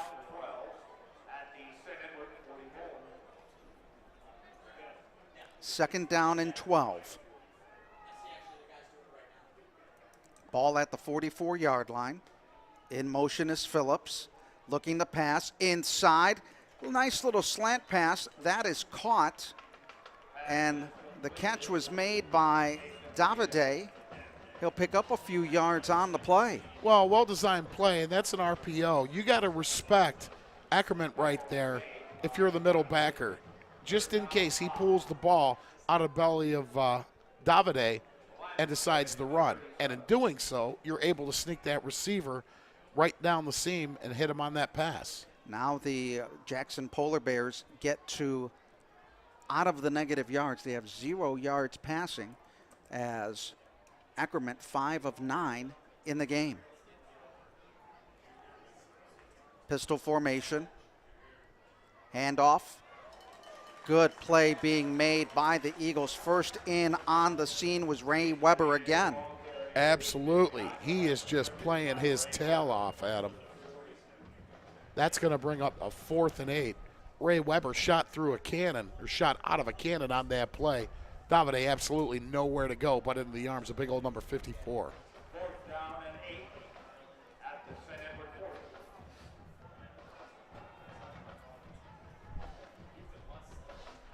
40. 8:50 to go. We've been in a running clock since the start of the second half.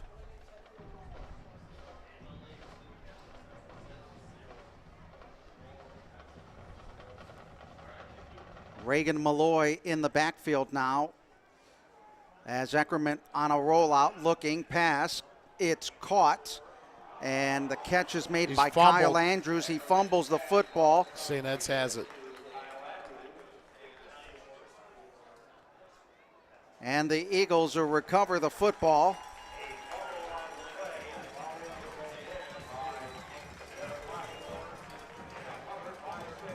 That was picked up by number 31 for the Eagles. If it was 31, that's Balin Waugh with the fumble recovery. Yeah, ball punched out and Balin Waugh able to fall on it. So Isaac Jamison coming in now at quarterback. Isaac Jamison, the new quarterback for the Eagles. Groudle in there as your running back. Grotto getting the football, bursting through the 35 to the 36, maybe the 37, but it looks like they'll say initial gain goes to the 37-yard line. A gain of 6 yards. Yep.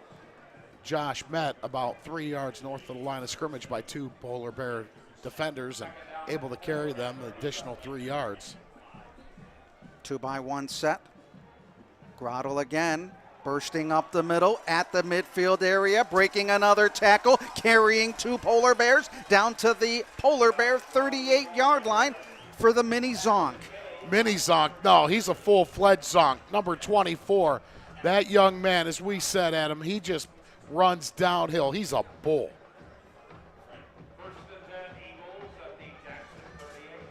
Grotto with a 35-yard run. Love watching that kid play. 7 minutes remaining. Again, Grotto getting it, gets to the 35. He'll pick up 3 on the play.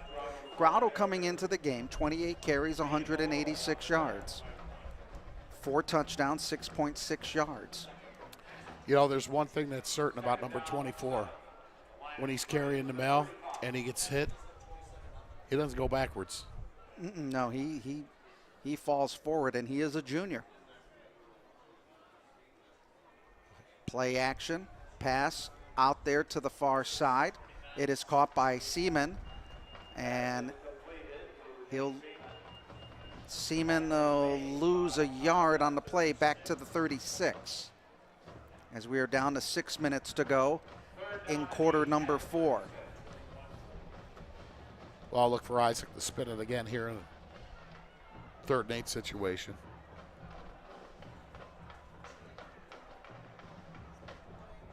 But they're only going with a 2-by-1, so maybe Josh is going to get it. Fumbled football, picked up by Grotto, or picked up by Jamison, and he'll get taken down at the 44-yard line. St. Vincent St. Mary and Austintown Fitch tied at 7 in the 3rd. Olmsted falls over Anthony Wayne 21-3. Chardon has a 21-0 lead over Geneva in the 3rd. Cleveland Heights leading it over St. Ignatius in the 2nd half. Kirtland over Hanoverton United 29-6. Medina has a 28-21 lead over Wadsworth. First punt of the game in 2 weeks for the Eagles. Wow. Seriously. Yes. Lavelle, fair catch at the 13-yard line. They had not one punt last week, and they get their first punt this week at 4:59 of the 4th quarter. I think Ben getting a little tight hamstring and just getting that ball away. Wow, you're very observant. That's another statistic that I didn't even think about. Last week they didn't punt the ball once. 29-yard kick, no return. Ben Lavelle on the year averaging 39 yards a punt. His longest, 68 yards.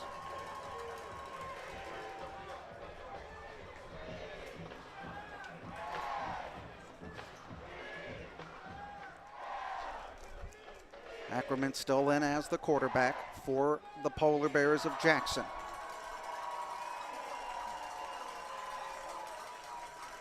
Jason Davide, a senior, came into this game just under 1,500 yards. He's rushed the ball for 65 tonight. He'll get it again. 2 hands on the football, gets to the 15, and maybe a half-yard gain on the play. Okay, so number 35's in on that tackle. It's either Julian Hauk or Dylan Crandall, according to my. Yeah, we have to. Usually when you get a double number, it is. One's on defense, one's on right. offense. Now, the Eagles dressed 109 players today.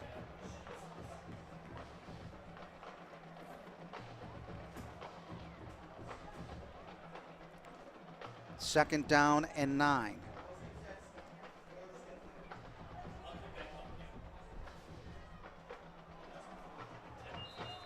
Incomplete. Right there, the ball thrown on the back hip of the intended receiver, and that was number 41, Jamal Phillips. Jamal able to cross the face of the corner for St. Ed's right there. Unfortunately, Eckerman just put it on his backside. Menor and McKinley tied at 7. Olmsted falls over Anthony Wayne 21-3. Maslin over Canal Winchester 27-0. Cleveland Heights 42, St. Ignatius 28. Highland 21, North Olmsted 7. Hoban over Barberton 20-7 as Eckerman looking to throw, but he's going to run the football and gets hit at the 20-yard line. Caden King coming in, or is that Jameer Hopkins? Again, we have two number 28s. Jameer Hopkins, the defensive back. The other one is a running back.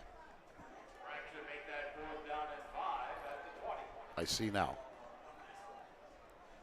Moeller, start of the third quarter, still has a 21-0 lead over St. X.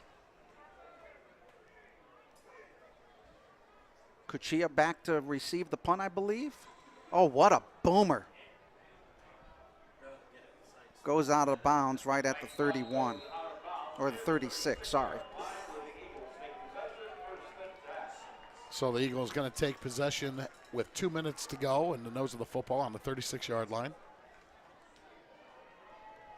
And again, Adam, I thank you for your patience as I deal with these voice issues. Be back to full speed next week.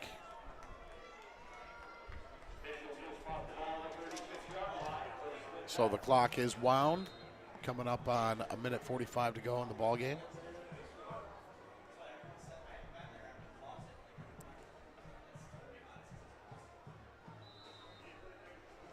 And the ball going to be carried there by Jacob Robinson, who had a heck of a game last week against Stowe Monroe Falls in relief, scoring a touchdown.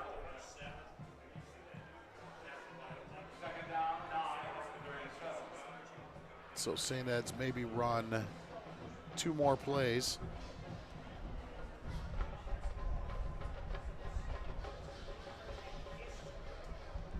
Jamison gives it off on the run. Robinson again.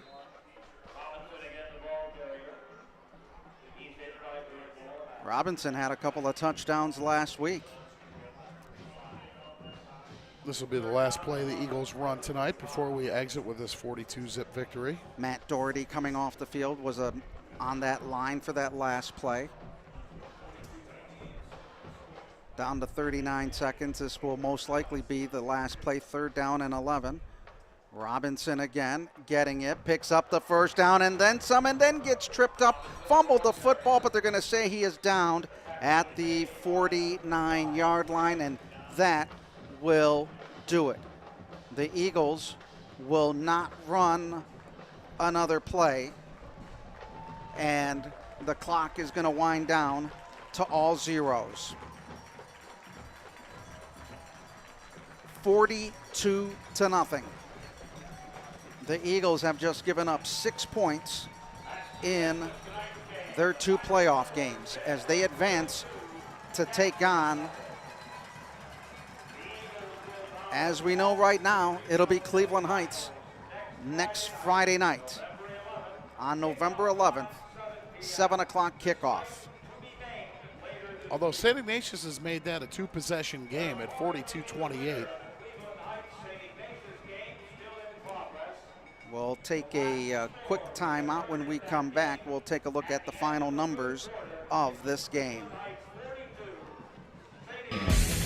And it is time for our Todd Associates post-game report here from First Federal Lakewood Stadium. Tonight's game has been brought to you by Joyce Buick GMC, the official auto dealer of St. Edward High School. By the St. Edward Alumni Association. Todd Associates, proud partner of St. Edward High School. And by Cleveland Clinic Sports Medicine, the official healthcare provider of St. Edward Athletics. 42-0, St. Ed's with the win over the Jackson Polar Bears. The Polar Bears go to 6-6 on the year. St. Ed's goes to 11-1. Let's take a look at the final numbers of this game. St. Ed's with 387 yards in total offense, 187 on the ground, 200 passing. Casey Bullock, 10 of 12 for 201 yards, 3 touchdowns in the game. Marvin Bell, 10 carries, 81 yards, 2 touchdowns. Kion Mason, 7 catches, 142 yards, 2 touchdowns. Had a 63-yard touchdown pass in the game. Get him out in space. That's exactly what Coach Lombardo did. Got him out in space. Casey put the ball right on the number, and it was just a matter of him getting around that first tackle attempt. And I believe it was great blocking downfield by Brian Sullivan that sprung him the final 25 yards of that play. So it is time to pick our J.P. Farley Corporation's player of the game. Defensively, you could have put the whole defense out there, but you know what? One guy, Casey Bullock, would be the first runner-up, okay? Kion Mason. Okay, I was thinking Kion or a guy who announced his presence with authority big time in the first quarter and a half, Troy Regovich. Well, why don't we do this? Let's make co-players of the game. Hey, let's be fair. Troy Regovich on the defensive side and Kion Mason on the offensive side. Mason, 7 receptions, 142 yards, 2 touchdowns, 1 for 63 yards. And then Regovich had a really good game on the defensive side. So those will be our J.P. Farley Corporation players of the game. J.P. Farley Corporation providing self-funded health plan administration, better benefits, lower costs. Eagles jumped out to a 14-0 lead at the end of the first, 35-0 lead at the end of the second, and a 42-0 at the end of the third. No scoring in the fourth quarter as both teams having to play with a running clock. And don't let the time of possession fool you, because with that running clock in the second half. But the Eagles had 5 sacks for minus 35 yards in the game tonight. Well, you know what? It looks like, once again, we were able to get a lot of the younger kids in. We come out of this game what appears to be relatively healthy, unscathed, no major dings or injuries, and looks like we're going to take on Cleveland Heights in the third round next week, although, again, Adam, that is a 2-possession game at last check. And we'll wrap it up. We'll wrap it up for tonight. St. Ed's with a 42-0 win over Jackson. They go to 11-1, and they go to the regional semifinal once again. For my partner, Carmen Angelo, our stat crew, Chris Mendoza and Sean Garlock, we want to thank you for joining us here on the Eagles Sports Network. Next week, St. Ed's advancing and will play on Friday night. We'll have that game for you. Not sure if it's going to be video or audio. Depends on how the state sets it up and if Spectrum is there or not. So if Spectrum does a one-man video crew, we'll have live audio, tape delay video. But if they decide to bring out the full production crew, we will just have audio only. But that'll wrap things up. 42-0 St. Ed's with the win. Thanks for joining us here on the Eagles Sports Network. Have a great night, everybody.